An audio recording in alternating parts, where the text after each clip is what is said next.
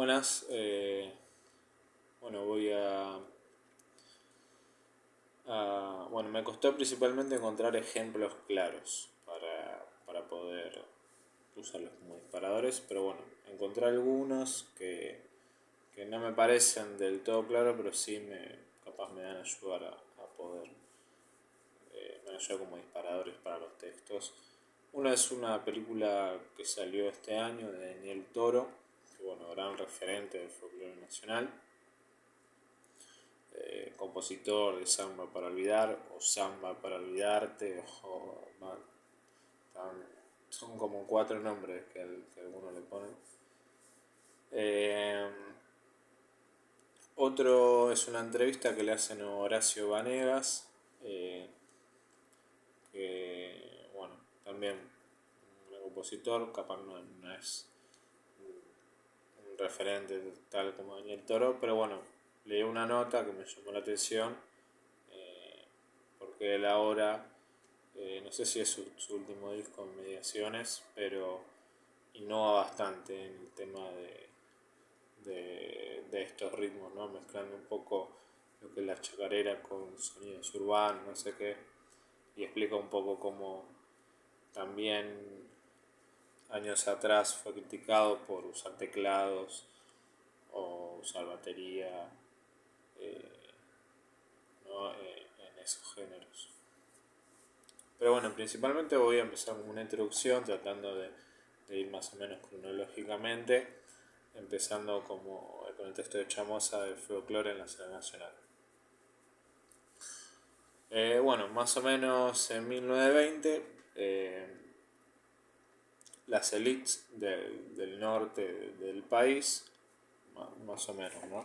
Las élites del norte del país empiezan a popularizar un discurso, ¿no? Que es el discurso nacional romántico, ¿no? Este discurso de una identidad nacional, ¿no? Y el ambiente porteño en esa época ya venía con unas condiciones de un género musical que tenía las condiciones, venía con unas condiciones de un género musical que podía llegar a utilizarse como esta identidad, ¿no? Nacional del pueblo, ¿no? Que era el folclore. Esto ya venía con Chazarreta, que ya desde 1900 y pico venía recopilando ritmos y letras nativos que después se irán reversionando y se irán grabando. Pero bueno, ya Chazarreta venía ganando bastante reconocimiento por esto, hasta que en 1921, bueno, se presenta y ocasiona como en esa presentación que tiene con su grupo, la verdad que le va muy bien y se empiezan a poner los ojos bastante, eh, bueno, en este caso en Chazarreta, ¿no? Y en todo el movimiento que venía generando. Bueno, sumado a esta, ¿no? A esta ideología romántico nacionalista que se empieza a generar en el país, generando una entidad con esta música, ¿no? Lo que vendría a ser el movimiento del folclore. Sumado a esto, viene también, por un lado, la radio, muy importante. Por otro lado, el crecimiento de las discografías. Y por otro lado, las revistas también. Todos estos medios ayudan a que el movimiento de folclore empiece a entrar cada vez más en la escena, ¿no? De lo que vendría a ser esta identidad nacional. Y bueno, había una conexión muy fuerte con las radiofonías, ¿no? Empezaban a pasar cada vez más música folclórica. Y bueno, empiezan a aparecer personajes muy importantes, que bueno, ahora después vamos a ir profundizando más. Por un lado está Buenaventura, está Yupanqui, bueno, Chazarreta, ya lo nombré, Chazarreta es como el patriarca del folclore, ¿no? Los cuales, bueno, se encargaban, tanto, bueno, Yupanqui y Buenaventura, como que se encargaban de esto, ¿no? Llevaban esta música nativa, la reproducían de acuerdo, obviamente, a sus saberes de cultura popular, pero eran como los portadores como los mensajeros, ¿no? De esa cultura, ¿no? Esa cultura originaria, nativa, costumbres, la vida rural, los paisajes, como que eran esos mensajeros, ¿no? Bueno, gracias a ellos y bueno, todo lo que ya dije, la radio, las revistas, todos estos medios, el movimiento de folclore empieza a tomar cada vez más papel en la escena, ¿no? Bueno, también el cine, hubo dos películas muy importantes, que una es Prisioneras de la Tierra y otra es Guerra Gaucha, que, que bueno, también en su momento estaba el cine en una época bastante buena y estas dos películas tuvieron también mucho renombre en esa época y ayudaron mucho en el crecimiento del movimiento de folclore. Es así como que se empieza a tomar al poblador criollo como el arquetipo de la nacionalidad, ¿no? Se empieza a formar esta figura del poblador criollo, empieza a ser como el portador de la auténtica nacionalidad, ¿no? Bueno, eso un poco hablando del texto de Chamosa. Ahora voy a ir un poco más al texto de Díaz sobre el campo del folclore y el paradigma de lo clásico. Que bueno, acá podemos vincular un poco, nada, como disparador, ¿no? Daniel Toro, que bueno, fue un gran referente de ese momento, que tuvo muchas composiciones importantes respecto a lo que es el folclore. Y bueno, que hoy en día, 2021, se sigue renombrando y bueno, al punto de que se está haciendo una película sobre él y sobre su vida. Fue muy importante, en el que cantan también otros artistas en homenaje a él, canta Moyo, que bueno, Moyo también, aprovechando bueno, que hablo de Moyo, tiene canciones, hacen covers, su banda de videos hacen covers de muchas canciones del folclore. Por un lado está el arriero, que bueno, eh, es interesante, ¿no? Porque si uno se lo pone a pensar, el arriero, ¿qué pensaría Yupanqui de un cover rockero del arriero? No le gustaría para nada. Porque bueno, Yupanqui es meramente tradicionalista. Él estaba en contra de, por así decirlo, el folclore de izquierda, ¿no? Ese folclore capaz más innovador. Entonces él estaba totalmente en contra. Pero bueno, eh,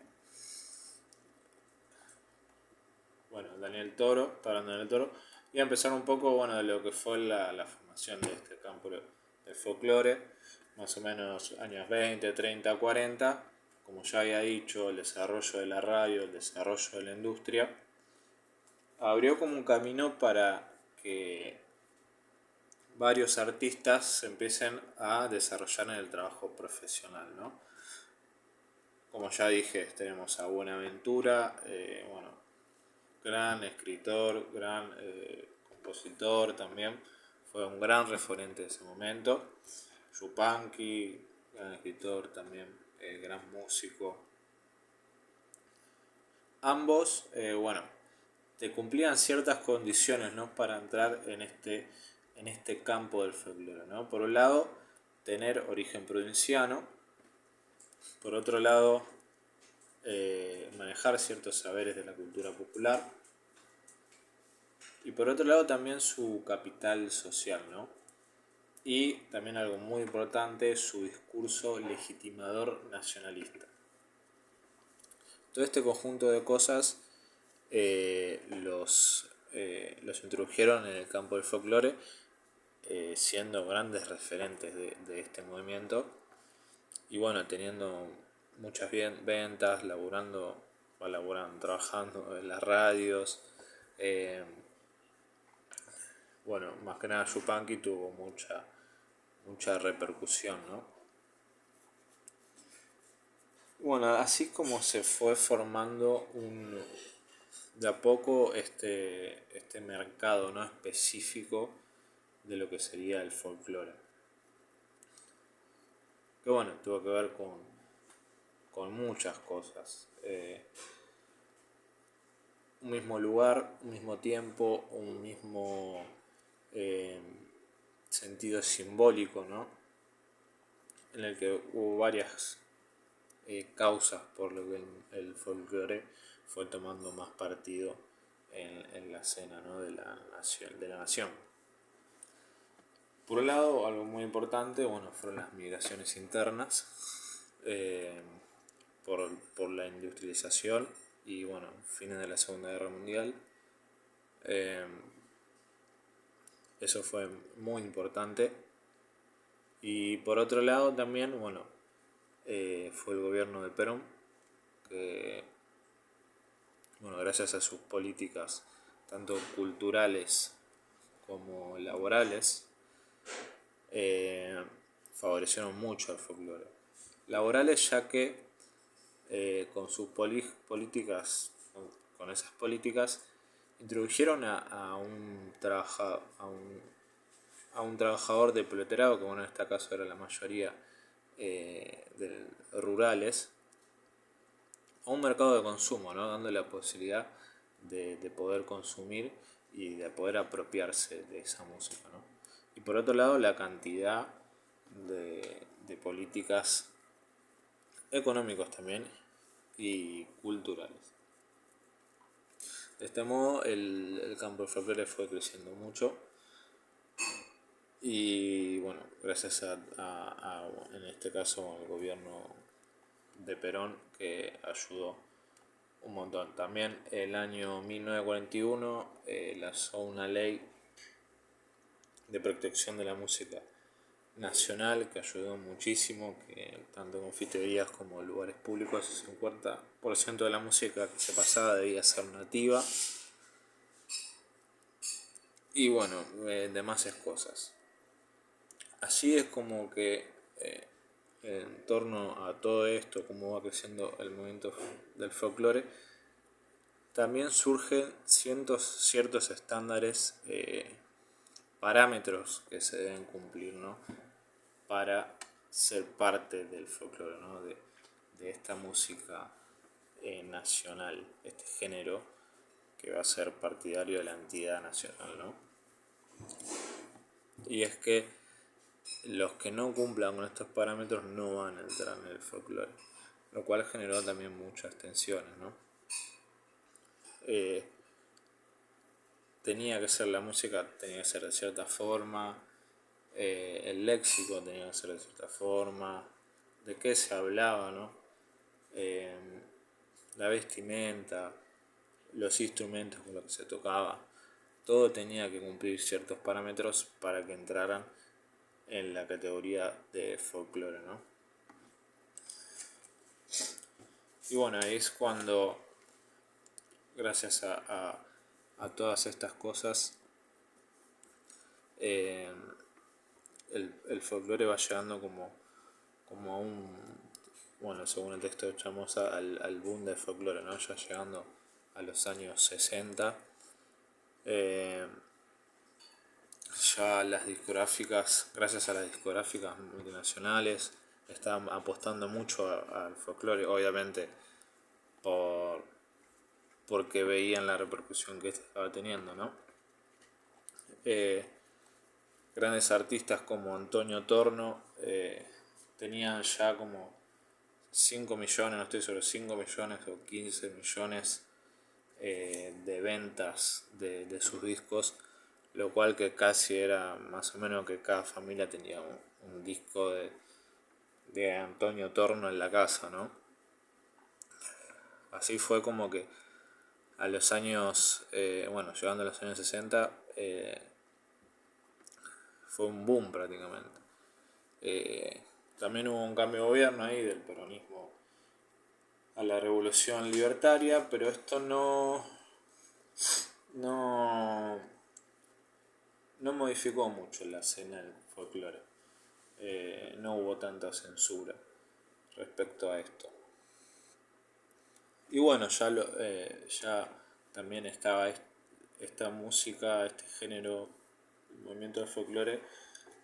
Cada vez los jóvenes se sentían más identificados con esto. Y bueno, empieza a tomar un poco también, entrar en la escena, el folclore más de izquierda, ¿no? Este folclore más innovador, más moderno. Que por un lado los Incahuasi, perdón, no me olvidé los nombres, tenía anotado acá. Quillahuasi, siempre me olvidaba. Los Quillahuasi y los Huancahuá, ¿no? Estos grupos que empezaron a innovar más que nada en la escena estilística, ¿no? Del folclore, no tan tradicionalista, ¿no? Lo cual, bueno, Atahualpa Yupanqui estaba totalmente en contra de esto.